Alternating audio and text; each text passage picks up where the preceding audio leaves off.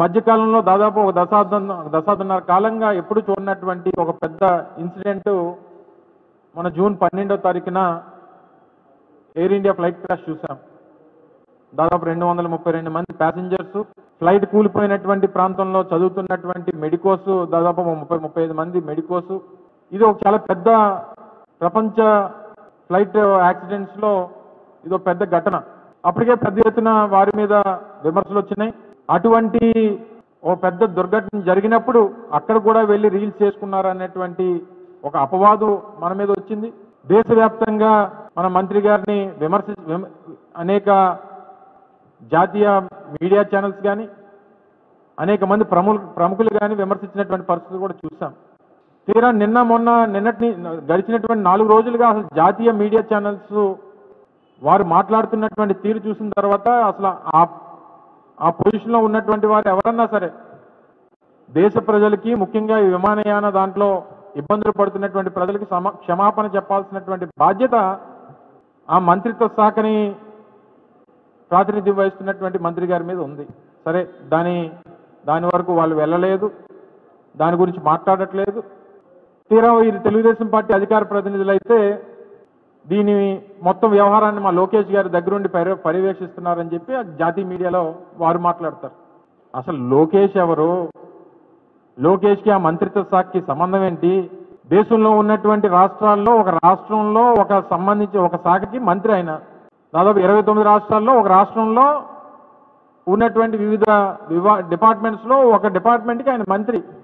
ఆయన దేశంలో ఉన్నటువంటి ఈ department of civil aviation, ministry of civil aviation ఏదైతే ఉందో దీన్ని దగ్గరుండి మానిటర్ చేస్తున్నారని చెప్పి తెలుగుదేశం పార్టీ ప్రతినిధులు జాతీయ స్థాయిలో మీడియా చర్చల్లో పాల్గొని చెప్తా ఉన్నారు. అంటే కొంచెం కూడా సిగ్గనిపించలేదా మీకు మాట్లాడడానికి? దేశంలో దాదాపు వివిధ ఎయిర్పోర్ట్స్లో గడిచినటువంటి 3-4 రోజులుగా దాదాపు 6-7 లక్షల మంది ప్రయాణికులు ఇబ్బందులు పడతా ఉన్నారు. వారి గమ్యస్థానాలకు చేరుకోవడానికి అనేక రకాలైనటువంటి ఇబ్బందులు పడతా ఉన్నారు.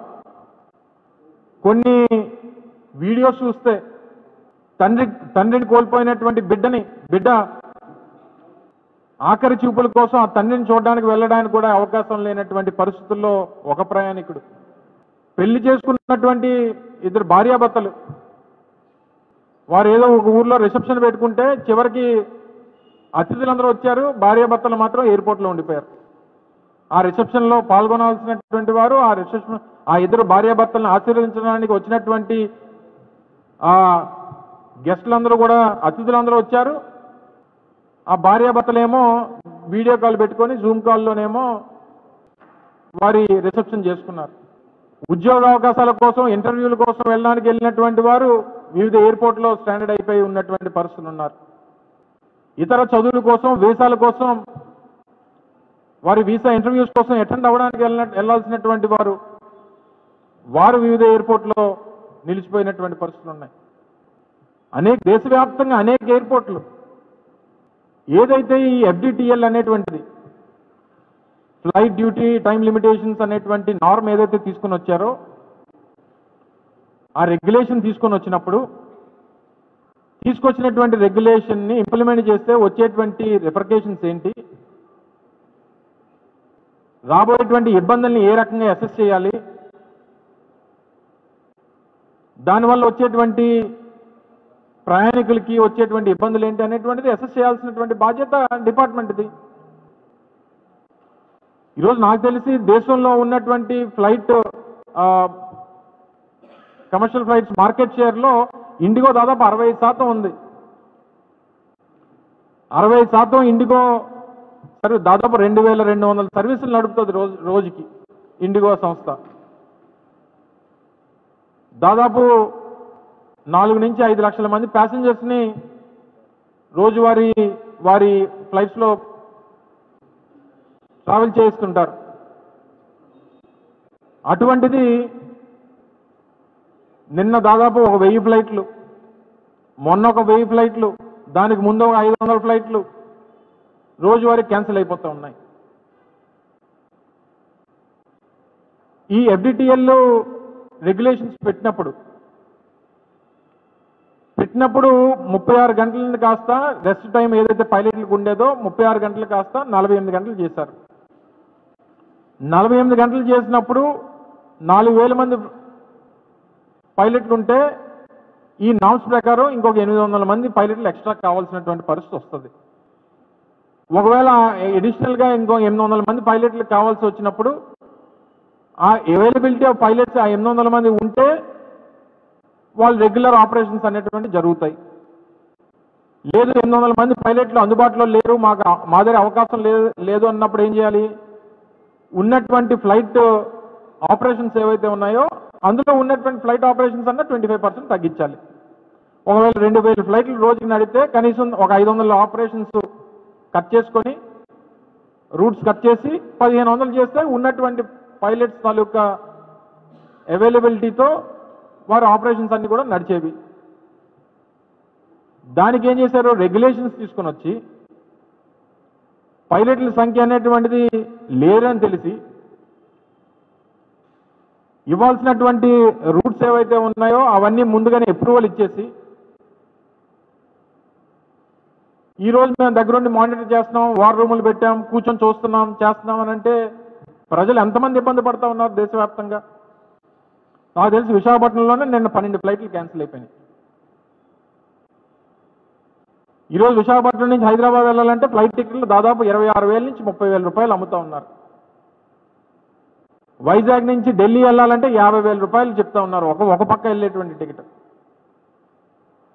ఫ్లైట్ కాస్ట్ రెగ్యులేషన్ అనేటువంటిది లేదు. అసలు మంత్రి గారు ఏం చేస్తున్నట్టు నాకేం అర్థం అవ్వట్లేదు అసలు. కానీ నేను చూసేది ఏంటంటే మీరు కూడా మనం చూసేది ఏంటంటే వచ్చిపోయినప్పుడు విశాఖపట్నం, ఎందుకంటే పాపం వారు శ్రీకాకుళం వెళ్ళాలంటే వైజాగ్లో దిగి శ్రీకాకుళం వెళ్ళాలి. శ్రీకాకుళం వెళ్ళినప్పుడు వచ్చినప్పుడు ఆ మధ్యలో మేము నిర్మాణం మొదలుపెట్టినటువంటి ఆ భోగాపురం ఇంటర్నేషనల్ ఎయిర్పోర్ట్ దగ్గరికి వెళ్ళి నెత్తి మీద ఒక హెల్మెట్ పెట్టుకొని 4 రీల్స్ చేసుకొని వచ్చినప్పుడు ఒక 2 రీల్స్, వెళ్ళేటప్పుడు ఒక 2 reels.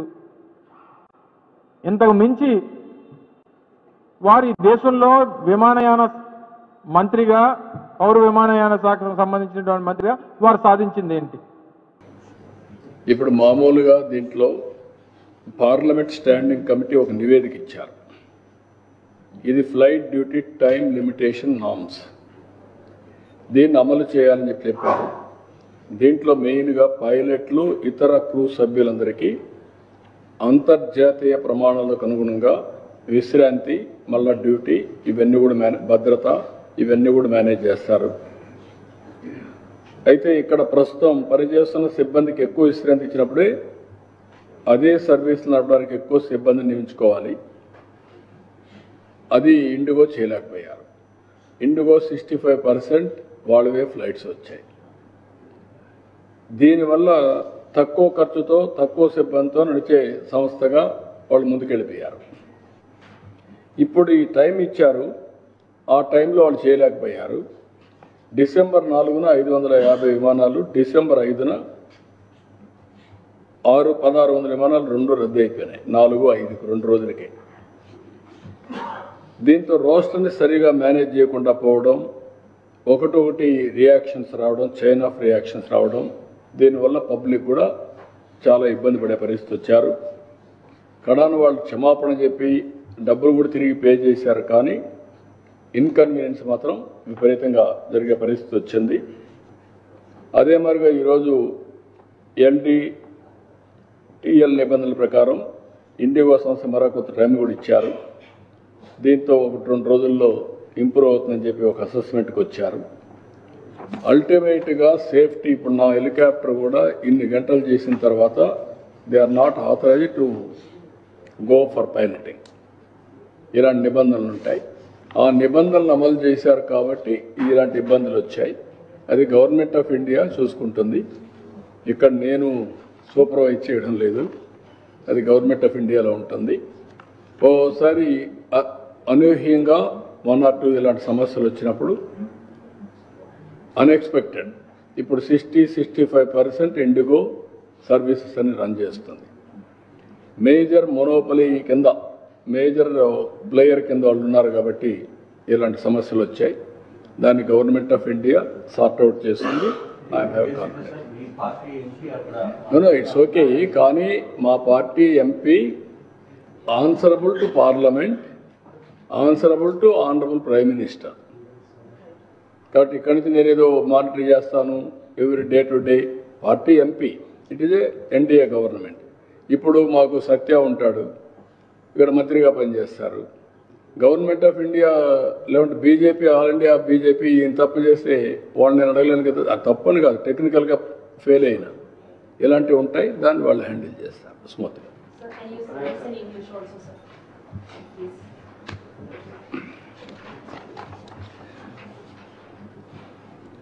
Parliament Standing Committee has given a report, FDTL report, Flight Duty Time Limitation Norms.